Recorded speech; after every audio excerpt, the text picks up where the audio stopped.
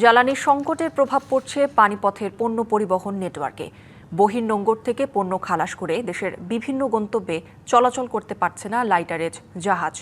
এতে জাহাজ জটের পাশাপাশি আমদানি বাণিজ্য ও অভ্যন্তরীণ পণ্য সরবরাহে নেতিবাচক প্রভাব পড়ছে।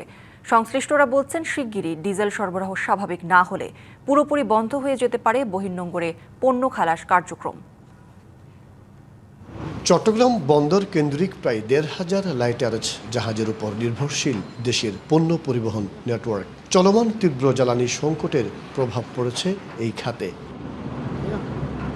লাইটারেজ জাহাজে জ্বালানি তেল সরবরাহের বিষয়ে নৌ পরিবহন অধিদপ্তরে উচ্চ পর্যায়ের বৈঠক হলেও নির্দেশনা পায়নি বাংলাদেশ পেট্রোলিয়াম কর্পোরেশন বিপিসি। ফলে আগের মতোই রেশনিং করা হচ্ছে।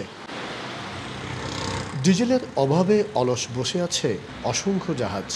এই সংকটের জন্য এখন লোডিংয়ে যাইতে জাহাজ গিয়ে বসে থাকে, তেলের জন্য লোড করতে পারে না, আর লোড করিয়ে আনলে সেল করতে পারে না। তাতে সংকট বৃদ্ধি পাচ্ছে, মাদার ভেসেল জট সৃষ্টি হচ্ছে এবং লাইটার ক্রাইসিস হচ্ছে।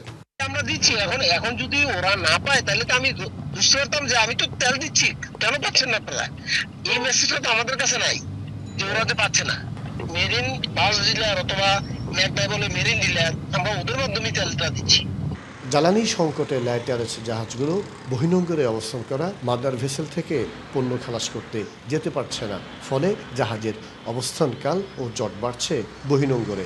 ৭২ ঘন্টা ময়েশ্চার লক সমৃদ্ধ লিলি বডি ওয়াশ শিয়া বাটারের গুডনেস স্কিন রিপেয়ার করে রাখে সফট ও গ্লোয়িং। অনেক বৈদেশিক মুদ্রা এই মাদার ভেসেলের কে পেমেন্ট করতে হবে এবং সেই কারণে গিয়ে দেশ যেমন বৈদেশিক মুদ্রার একটা সংকটে পড়বে এবং সাথে সাথে যে মাদার ভেসেলগুলি আছে সেইগুলি যদি সঠিক সময়ে যদি পণ্য খালাস করে ফিরে যেতে না পারে, বহির্বিশ্বের কাছে ইমেজের একটা সংকট হবে।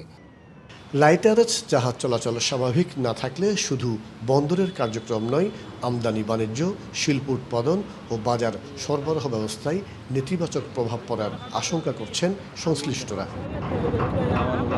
মাসুদুল হক, ডিবিসি নিউজ, চট্টগ্রাম।